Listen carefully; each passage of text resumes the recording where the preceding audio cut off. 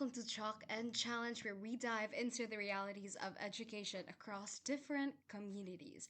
I am Jillian.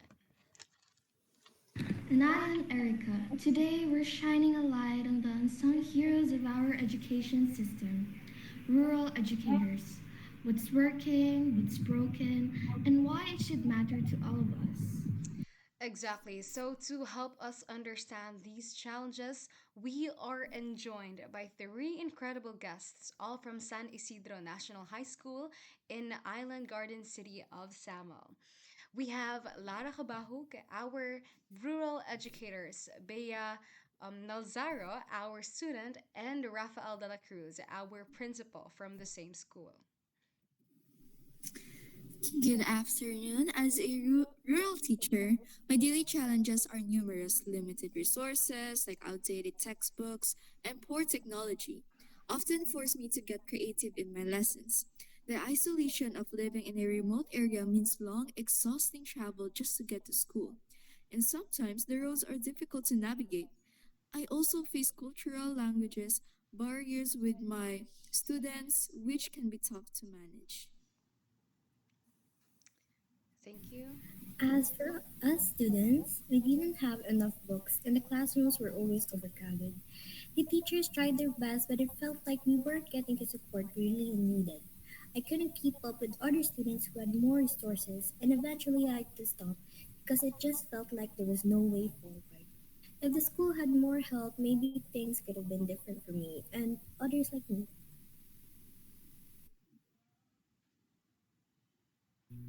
As the principal of San Isidro National High School, running a rural school is tough. We face teacher shortages, limited funding, and unreliable transportation. We tackle these issues through community partnerships, grants, and creative problem solving.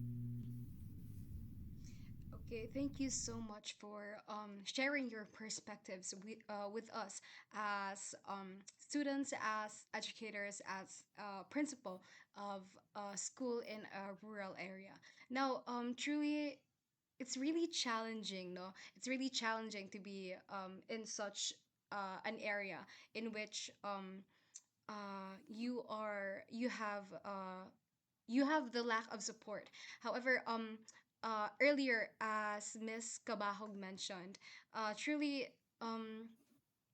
I was intrigued by how many her or like she mentioned earlier kasi na she have a lot of challenges as a rural educator. So many of us think of small towns as peaceful, close-knit communities, but what does it really look like? What is it really like to teach in a rural area, Miss Lara? So, actually, financial constraints are another issue, with smaller school budgets making it hard to access the resources or professional development opportunities I need. Also, many students deals with hardships outside of the classrooms, like limited healthcare and transportation, which can affect their focus and performance. Wow, you're like doing the work of three teachers in one. That has to be exhausting. What keeps you going? Well, as a rural teacher, I know the challenges I face every day, as I mentioned earlier, but I also know that my work matters. I'm not just teaching lessons, I'm shaping futures, opening doors, and inspiring a love for learning in my students.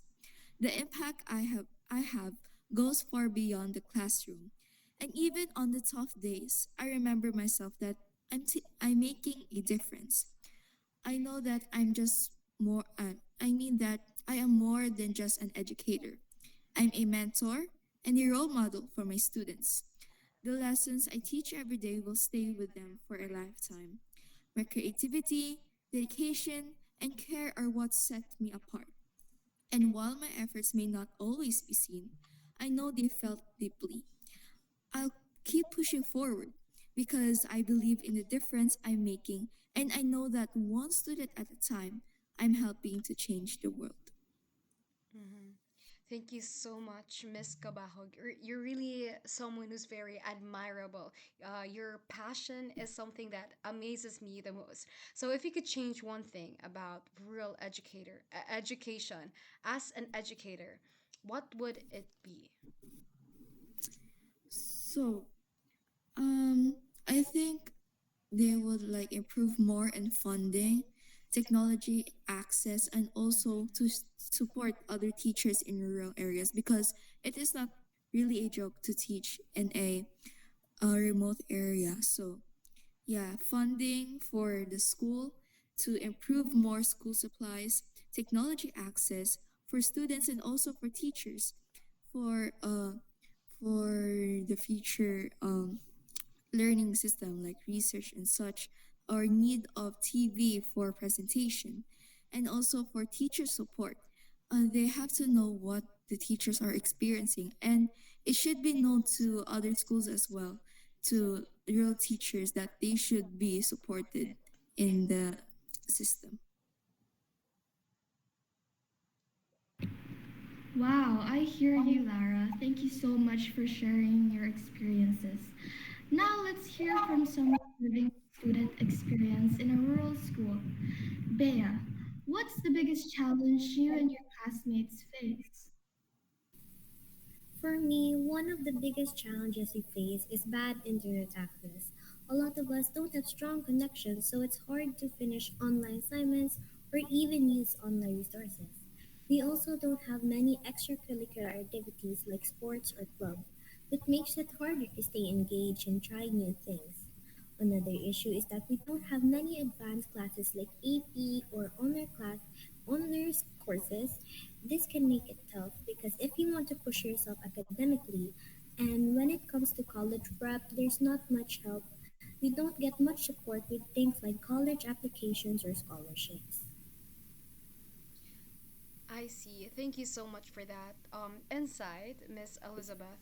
Now, do you feel like you're getting the same opportunities as students in bigger cities? Honestly, no. Students in bigger cities have much more options. They have classes, clubs, and better college support. We don't have the same resources here. While we try to make the best with the things we have, it's clear that students in bigger cities have more chances to do things outside of school and more help with preparing for college. I see. For you as a student with all your experiences, what do you think personally? What would help you make rural schools better for students like you? I think better internet and technology would make a big difference for us. If we had a stronger internet, we could use online learning resources, connect with teachers and other students more easily. We also need more advanced classes like AP and honor courses to help us more easily challenge ourselves. More college prep programs would help too, like SAT prep, advice on careers, and support with college applications. Finally, it would be great to have more extracurricular activities, maybe even through online programs or working with other schools nearby. That would keep us motivated and give us more opportunities to grow. Exactly. I actually really agree with you, Elizabeth.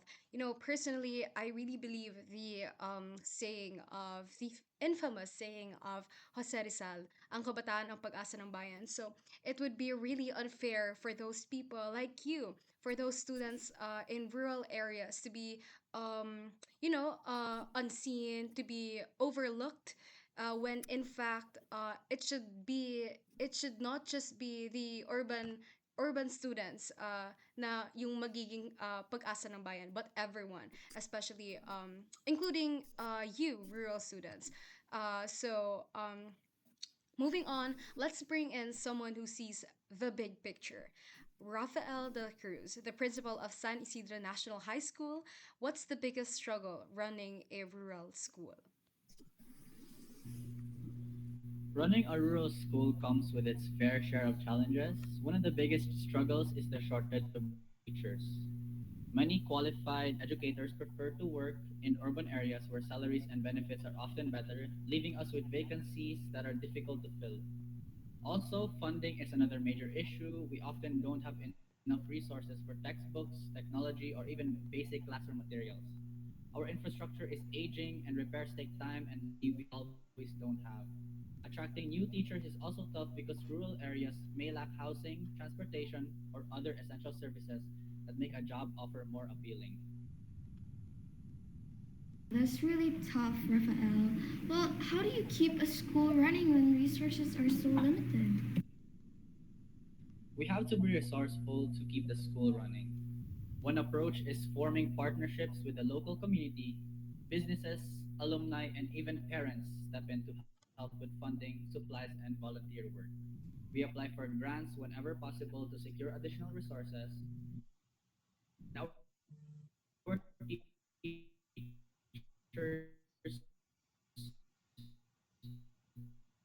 they wear multiple hats.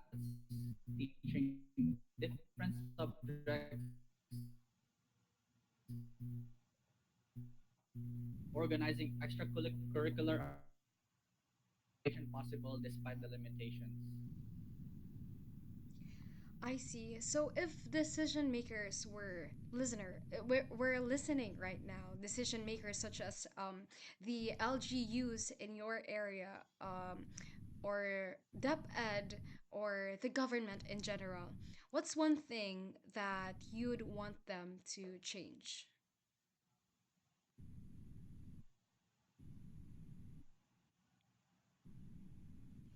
Mr. Rafael, if there's one thing that you want our national decision makers in the country, what is one thing that you would want them to change?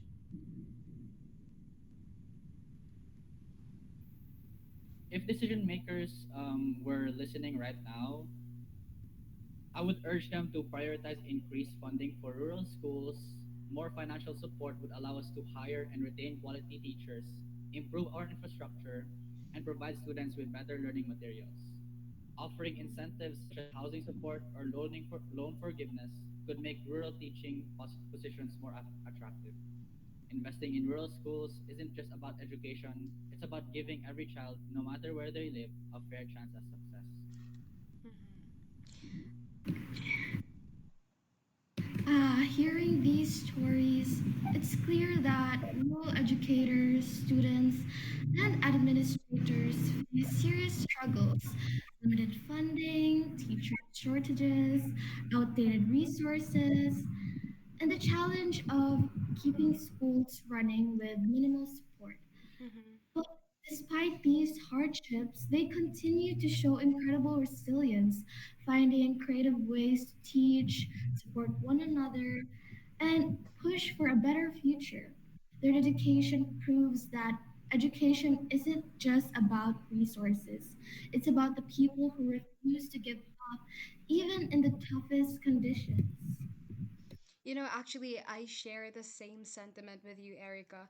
I really believe that truly, despite the obstacles, despite the barriers keeping these rural educators, these rural learners from achieving that quality education. I really admire your persistence. I really admire your dedication into achieving that quality education. No?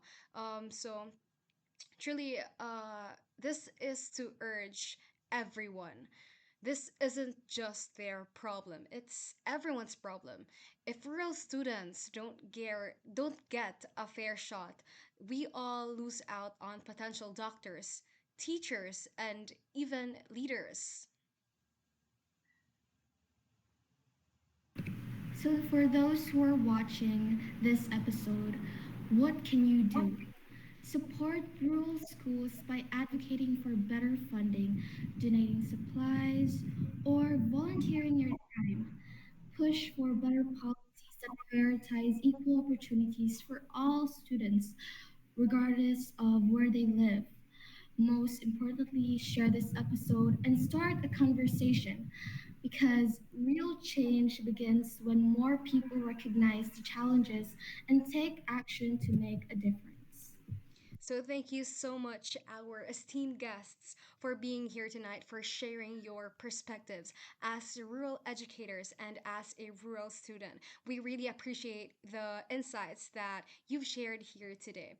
And even to our listeners, our audiences, may this be something that um, urges you to for action. So good day and goodbye.